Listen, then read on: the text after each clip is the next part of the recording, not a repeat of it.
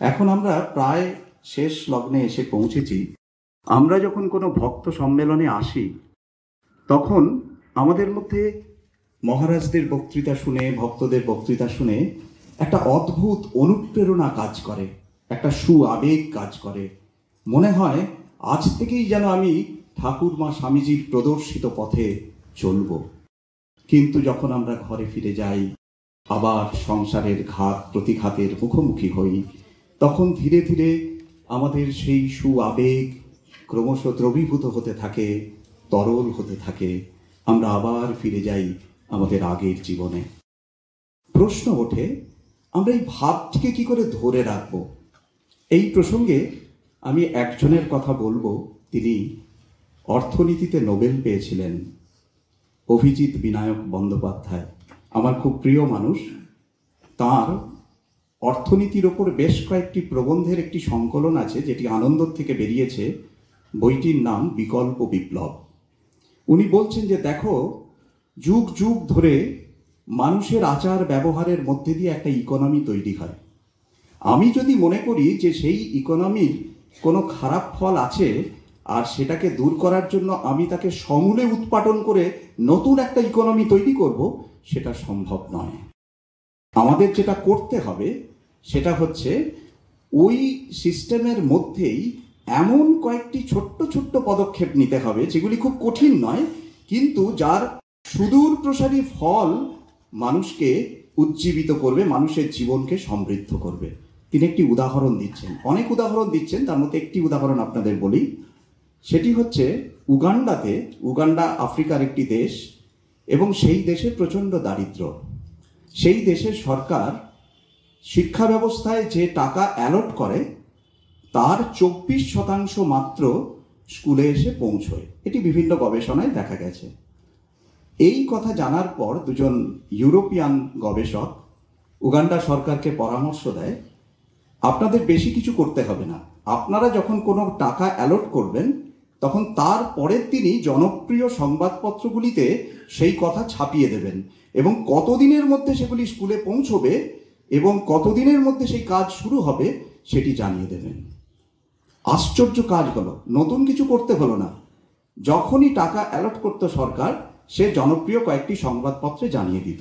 এর ফলে দেখা যেত নিচু তলার থেকে সেই টাকা পাওয়ার জন্য তদবির শুরু হতো, খোঁজ খবর নেওয়া শুরু হতো এবং তাতে দেখা গেল যে 6 বছর পরে, এটা 1996 সালের ঘটনা, 2002 সালের গবেষণায় দেখা যাচ্ছে আগে যেখানে উগান্ডায় শিক্ষা ব্যবস্থায় যে অর্থ অ্যালট করা হতো তার 24% স্কুলে এসে পৌঁছতো, সেটি কিন্তু 80% পৌঁছে গেছে।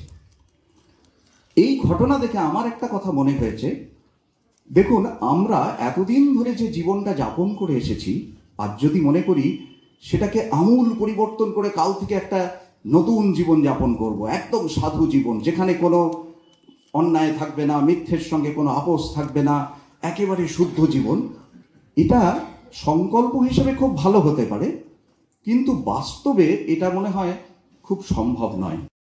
সেই জন্য আমরা যেটা করতে পারি সেটা হচ্ছে যে আমাদের এই যে জীবন, এই জীবনের মধ্যে কতগুলো ছোট্ট ছোট্ট অভ্যাস, খুব ছোট্ট ছোট্ট, মানে যেগুলোকে গ্রহণ করলে আমাদের বিরাট কিছু অসুবিধা হবে না, এই রকম কিছু অভ্যাস যদি আমরা আমাদের জীবনে নিয়ে আসতে পারি, তাহলে দেখা যায় ইন দ্য লং রান আমাদের জীবনে একটা বিরাট পরিবর্তনের সূচনা হতে পারে। তার একটি উদাহরণ দিচ্ছি। আমার এক স্কুলের বন্ধু, তার নাম বাণীব্রত, সে সিয়াটেলে থাকে, তার পরিবার তার বাচ্চাদের নিয়ে, কর্পোরেটে চাকরি করে, খুব স্ট্রেসফুল লাইফ। তো একদিন আমার সঙ্গে কথা হচ্ছে, তখন বলছে যে যেহেতু আমরা আসানসোল রামকৃষ্ণ মিশনে পড়েছি, ঠাকুরমা স্বামীজির প্রতি ভালোবাসা সেটা তো একটু থাকবেই। তো সে বলছে যে জানিস, এখানে এত গতিশীল জীবন, সারা দিন যেন আমরা ছুটছি, তো বাচ্চাগুলোকে যে একটু ঠাকুরমা স্বামীজির কথা শোনাবো সেটা পেরে উঠছি না, কি করা যায়? আমি তখন ওকে বলেছিলাম, মানে গল্প করতে করতেই হঠাৎ আমার ভেতর থেকে এই সাজেশনটা এসেছিল। আমি বললাম বেশি কিছু করতে হবে না, একটা কাজ করবি, রাত্রে খাবার পর 10 মিনিট ঠাকুর মা বা স্বামীজির জীবন থেকে কিছু একটা পাঠ করবি, 10 মিনিট, তার বেশি নয়, তারপরে যে যার শুতে চলে যাবে। তো ও বলল, আমি দেখেছিলাম যে 10 মিনিটে মোটামুটি 3 পাতা পড়া যায়। তো ও সেটা শুরু করেছিল। 1 মাস পরেও আমাকে বলছে অভূতপূর্ব ফল দিয়েছে। বলছে আমরা ঠিক ওইটাই করি, সারাদিন কোনো আলোচনা হোক না হোক, রাত্রে খাওয়ার পর একসাথে সবাই বসি আর 3 পাতা হয় কোনোদিন মায়ের জীবনী থেকে, কোনোদিন ঠাকুরের জীবনী থেকে আমরা পড়ি, পড়ে সবাই নিজের নিজের কাজে চলে যায়। এবং এতে দেখা যাচ্ছে যে আমাদের ঘরে একটা ঠাকুরমা স্বামীজির পরিবেশ তৈরি হয়েছে, বাচ্চাদের মধ্যে একটা কৌতূহল তৈরি হয়েছে, ওরা আরো বই চাইছে, জানতে চাইছে। তো ঠিক সেই রকম এই যে তাদের জীবনী, তাদের জীবনের কথাগুলোকে রেগুলার পাঠ করা, এটার খুব গুরুত্ব আছে। দেখুন, সিস্টার নিবেদিতাকে স্বামীজি বলছেন এটাতে দুটো উপকার হয়। কি কি উপকার? এক হচ্ছে সংস্কার তৈরি হয়। 2 নম্বর যে উপকারটা হয় সেইটা বলতে গিয়েই আমি এই উদ্ধৃতিটি দেব, যে স্বামী বিবেকানন্দ একবার সিস্টার নিবেদিতাকে বলছেন যে নিবেদিতা, আমরা যখন কোনো মহাপুরুষকে জানবার চেষ্টা করি তখন তাকে বড় বড় ঘটনাগুলি দিয়ে জানবার চেষ্টা করি, কিন্তু এটি আমাদের ভুল। একজন মহাপুরুষকে জানতে হলে তার দৈনন্দিন জীবন যাপনটি আমাকে দেখতে হবে। তিনি কিভাবে খেতেন, কিভাবে বসতেন, তার সারা দিনটি কিভাবে কাটত, ভক্তদের সঙ্গে কিভাবে কথা বলতেন, এইগুলি আমাদের জানতে হবে। দেখুন, ঠাকুর কিন্তু মাকে সলতে পাকানো থেকে শুরু করে লোকব্যবহার পর্যন্ত সবটুকু শিখিয়েছেন। সলতে কি করে পাকাতে হয়, কিভাবে সলতে পাকালে কম তেলে অনেকক্ষণ প্রদীপ জ্বলতে পারে, সারা রাতে না নেভে, লোকব্যবহার, গুরুজনদের সঙ্গে কিভাবে কথা বলতে হয়, ছোটদের সঙ্গে কিভাবে কথা বলতে হয়। এমনকি দেখুন ঠাকুরের লোকব্যবহার কি সুন্দর। রাখাল মহারাজ যখন সন্ন্যাস নিয়েছেন তখন তার বাড়িতে সাংঘাতিক প্রতিক্রিয়া। রাখাল মহারাজের বাবা এসেছেন ক্রোধান্বিত হয়ে, ছেলেকে তিনি ছাড়িয়ে নিয়ে যাবেন।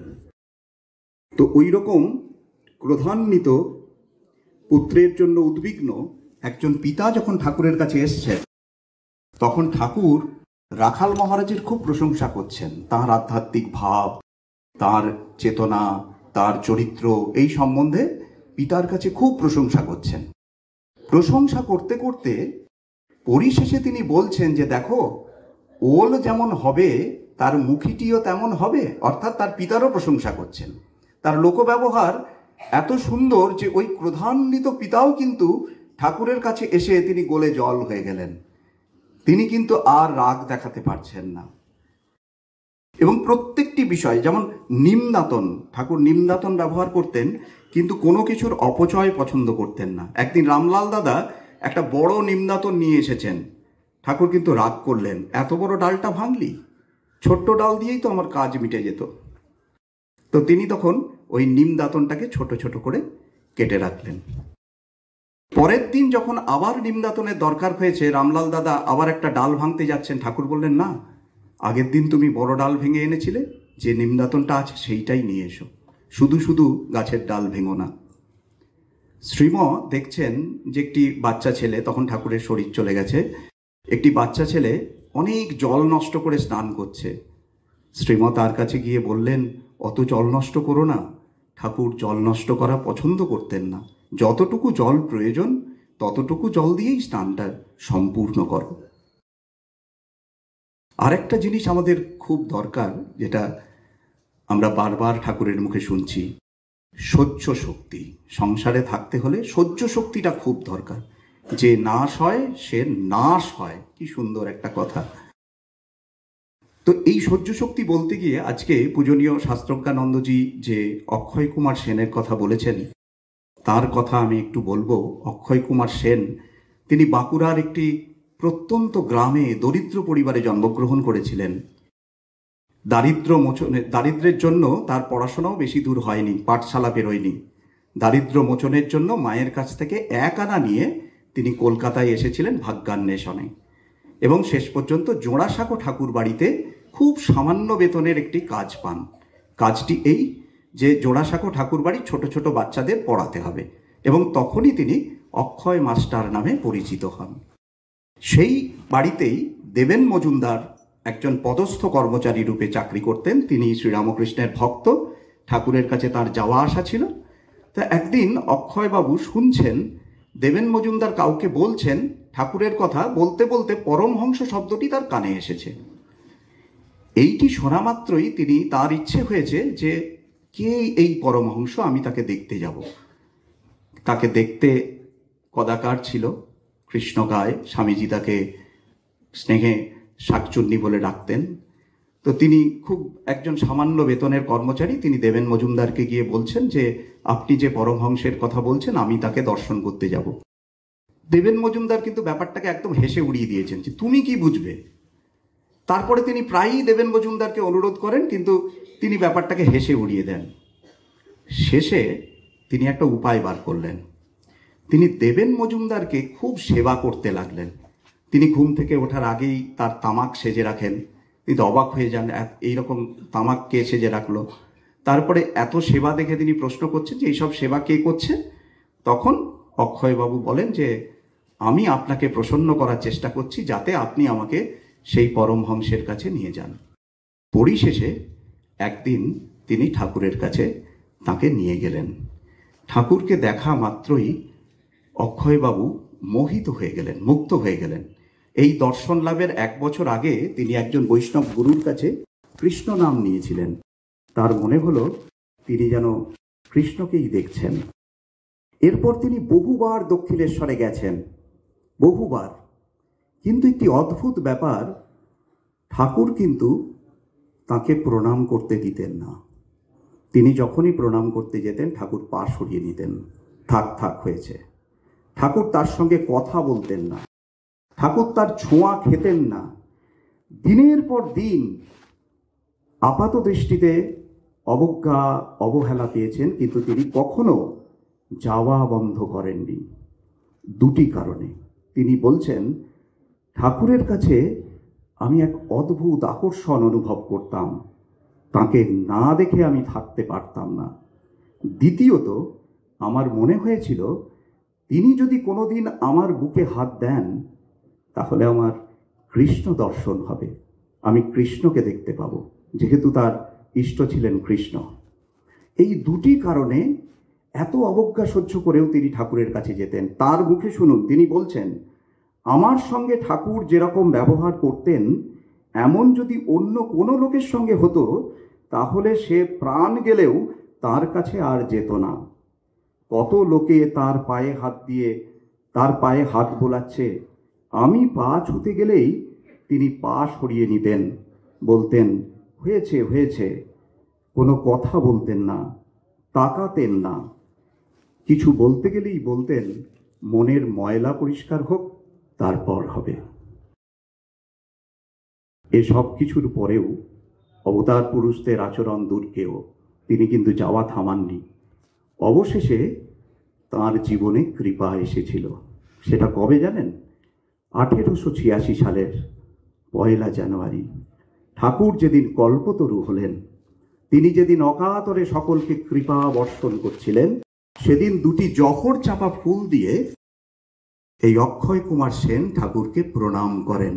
ঠাকুর সেদিন প্রণাম নেন।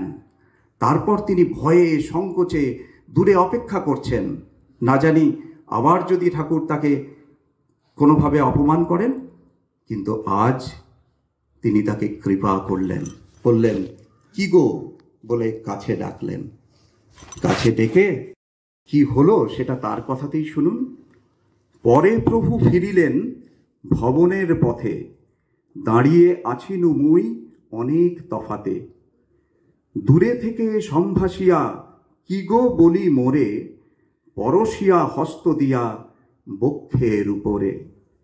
কি দেখিনু কি শুনিনু নহে কহিবার, মনোরথ পূর্ণ আজি হইল আমার। কারুরই সৎ সংকল্প ঠাকুর কখনো ব্যর্থ হতে দেন না। এই যে একটি মাত্র অভিলাষ তার ছিল, শ্রীরামকৃষ্ণ একদিন তার বুকে হাত দেবেন এবং তাকে তার ইষ্ট দর্শন করাবেন, সেটি কিন্তু 1886 সালের 1 জানুয়ারি তিনি পূরণ করে দিয়েছিলেন। এই ঘটনা আমাদের শিক্ষা দেয়, আমরা যদি ধৈর্য ধরতে পারি, যদি ঠাকুরের পদপ্রান্তে, মায়ের পদপ্রান্তে আশ্রয় নিতে পারি, একদিন না একদিন কৃপা আসবেই।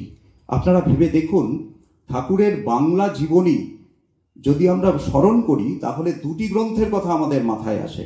একটি স্বামী শারদানন্দজির শ্রী শ্রী রামকৃষ্ণ লীলা প্রসঙ্গ, আর একটি শ্রীরামকৃষ্ণ পুঁথি অক্ষয় কুমার সেন। স্বয়ং স্বামীজি, স্বয়ং শ্রী শ্রী মা এই দুটি গ্রন্থের ভূয়সী প্রশংসা করেছেন। সুতরাং যে কথাগুলি হলো, অর্থাৎ কতগুলি ছোট্ট ছোট্ট অভ্যাস এবং ধৈর্য নিয়ে আমরা যদি অপেক্ষা করতে পারি, তাহলেই অকুল সংসার সমুদ্রের মধ্যেও আমরা সেই আলোর উৎসের দেখা পাব। আমাদের জীবনটিও দিব্য জীবন হয়ে উঠবে। পূজনীয় মহারাজ বলছিলেন যে they alone live who live for the others. আচ্ছা, আমরা যদি নিজেদেরকে প্রশ্ন করি, আমরা কি আমাদের জন্য বেঁচে আছি? দেখবেন আপনি চান আর না চান, আপনার বেশিরভাগ কাজ কিন্তু অন্যদের জন্য। যিনি ইলেকট্রিক অফিসে চাকরি করেন, তিনি প্রতিদিন কাজ করছেন হাজার হাজার মানুষের ঘরে আলো জ্বালবার জন্য। যিনি শিক্ষক, তিনি 700-800 পরিবারের ভবিষ্যৎ রচনা করছেন। তার সামনে আগামী ভারতবর্ষ প্রশিক্ষণ নিচ্ছে। যিনি গৃহবধূ, তিনি সারাদিন ধরে যত কাজ করেন তার সিংহভাগ করেন তার পরিবারের জন্য, অন্য সদস্যদের জন্য, নিজের জন্য নন। শুধু এইটুকু আমাদের এটা বুঝে নিতে হবে, আমাদের এটা জেনে নিতে হবে যে they alone live who live for the others. আমরা জ্ঞাতসারে বা অজ্ঞাতসারে অন্যের জন্যই কাজ করি, শুধুমাত্র এখন থেকে সচেতনভাবে করব।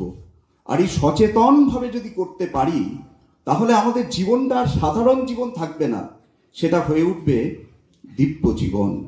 আধ্যাত্মিকতা প্রবেশ করবে আমাদের মধ্যে। আর্নল্ড টয়েনবি, তার একটি বিখ্যাত গ্রন্থ আছে, তার নাম হচ্ছে এ স্টাডি অফ হিস্ট্রি।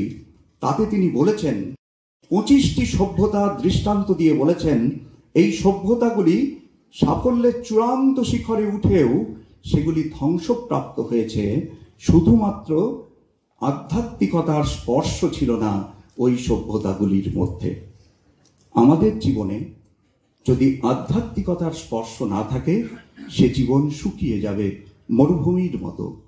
আর যদি ঠাকুর মা স্বামীজিকে আমরা প্রাণপণে আঁকড়ে ধরি, সেই জীবনটি সুন্দর হবে, দিব্য জীবন হয়ে উঠবে।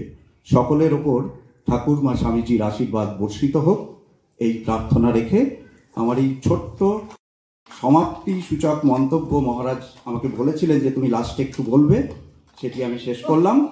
এখন প্রথাগত ধন্যবাদ জ্ঞাপন। এই ধন্যবাদ জ্ঞাপনের জন্য আমি বোলপুর রামকৃষ্ণ মঠের পূজনীয় সন্ন্যাসী স্বামী বুদ্ধিশানন্দজি মহারাজকে আহ্বান জানাচ্ছি।